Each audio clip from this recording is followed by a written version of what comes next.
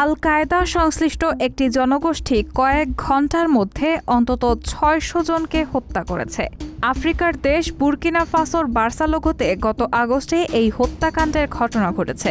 শুক্রবার এক রিপোর্টে এমন দাবি করা হয়েছে। সিএনএনের বরাত দিয়ে এই তথ্য জানিয়েছে এনডিটিভি। খবরে বলা হয়েছে, গত ২৪ আগস্ট বার্সালোগোতে বাসিন্দাদের গুলি করে হত্যা করা হয়। নিহতদের বেশিরভাগই ছিল নারী ও শিশু।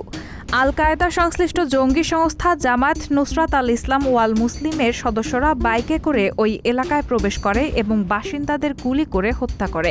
জাতিসংঘের পক্ষ থেকে প্রথমে নিহতের সংখ্যা আনুমানিক ২০০ জন জানানো হয়। পরে জিএনআইএম জানায় তারা অন্তত ৩০০ জন যোদ্ধাকে হত্যা করেছে।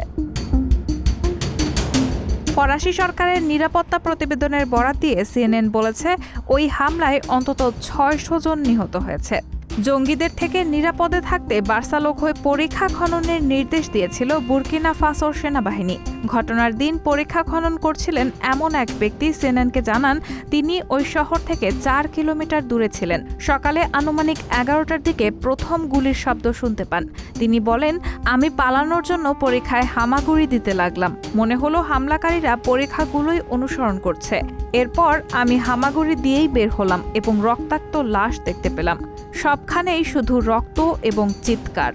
ওই হামলায় পরিবারের ২ জন সদস্যকে হারানো প্রাণে বেঁচে যাওয়া আরেকজন বলেন, জিএনআইএম সারাদিন ধরে মানুষকে হত্যা করেছে।